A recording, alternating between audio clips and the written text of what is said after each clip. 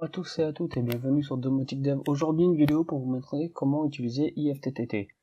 Donc pour cela il faudra aller vous créer un compte sur IFTTT, donc je vous laisse aller sur le site. Moi j'ai déjà un compte qui existe donc de Domotic Dev. Ensuite il faut aller dans My Recipes et vous verrez un bouton créer une recipe. Donc vous cliquez dessus et là en fait vous allez avoir un choix d'actionneurs en entrée. Donc on clique sur This et là en fait on peut voir tous les actionnaires qui existent pour activer la fonction IFTTT. Donc comme vous pouvez le voir, il y a pas mal de fonctions. Moi, je vais vous présenter avec une géolocalisation sur iOS. Et voilà, vous voyez, comme vous pouvez le constater, il y en a plein. Donc je vous laisserai à vous choisir ce que vous voulez faire. Donc pour sélectionner l'application, soit on sait ce qu'on cherche, donc on clique dessus, enfin on recherche plutôt, et si on sait pas, voilà, on regarde et on essaie de trouver ce qu'on cherche. Donc voilà, iOS. Donc comme vous pouvez le voir, il y a trois possibilités, soit en entrant, soit en sortant, soit en entrant, en sortant. Bon, je vais vous montrer en entrant.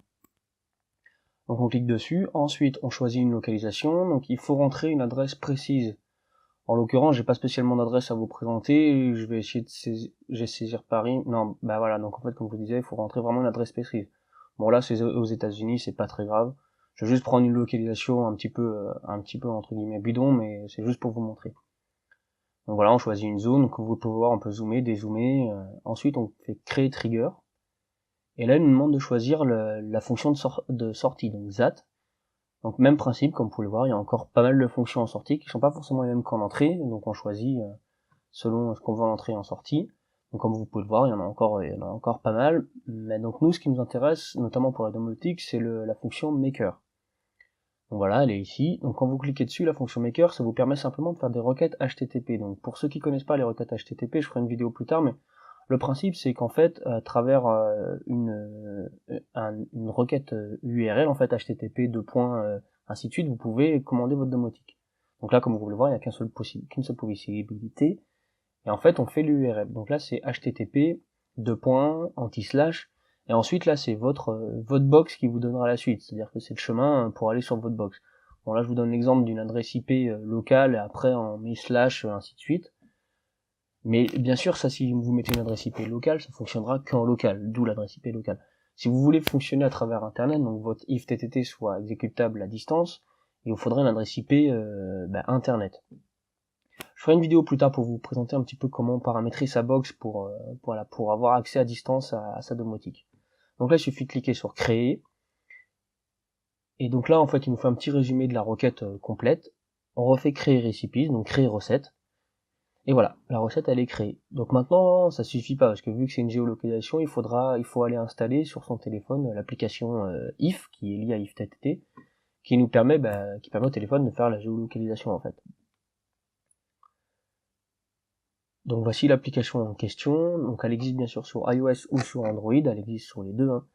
Et il suffit simplement d'aller la télécharger, de l'installer sur son téléphone, de remettre les mêmes logins qu'on a mis sur internet et on va retrouver sa recette tout de suite chargée et voilà, le téléphone va pouvoir faire la géolocalisation.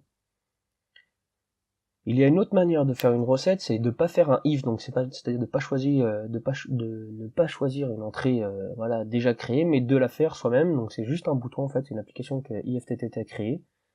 Donc même principe, on la télécharge Apple Store, Play Store. Mais ce coup-ci, en fait, c'est simplement un bouton. Quand on ouvre l'application, ça devient un bouton.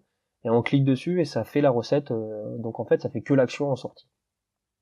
Ça permet, si par exemple en entrée, vous savez pas quoi mettre, vous voulez simplement, en cliquant sur l'application, faire une photo, ou en cliquant sur l'application, envoyer un mail à quelqu'un avec un texte bien précis, voilà. Ou alors, comme vous pouvez voir sur la démonstration, mettre son thermostat à une telle température, voilà, ça évite d'utiliser une action entrante qui n'est pas forcément nécessaire, quoi.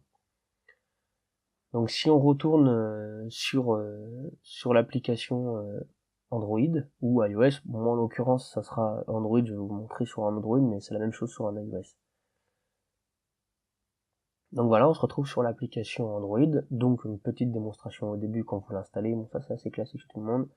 Login, password, donc ce que je vous disais tout à l'heure, donc vous remettez exactement les mêmes que ceux que vous avez utilisés sur IFTTT. Il va charger la recette que vous venez de créer. Donc là, comme vous allez pouvoir le voir, il va charger ma recette. C'est un petit peu lent, donc faut laisser charger un petit peu. Donc voilà, donc là vous voyez la recette qui vient d'être créée à l'instant sur IFTTT. Et donc maintenant, à travers cette application, la localisation va rester active, donc ça c'est un petit peu embêtant pour la batterie, mais bon ça vous de voir. Mais la localisation reste active sur le téléphone, et du coup l'application est exécutable en permanence. Donc voilà un petit peu pour la partie IFTTT, j'espère que ça va vous permettre à vous de faire vos propres recettes. Sachez qu'il y a plein de possibilités de recettes dans tous les sens, voilà, de plus en plus de monde en plus créé connecte ces objets sur IFTTT, notamment Nest qui connecte à peu près tous ces objets, enfin voilà, vous allez trouver plein de monde sur le marché qui fait ça, et ça permet quand même de rendre connectés des objets qui a priori ne le sont pas en fait, de les connecter entre eux.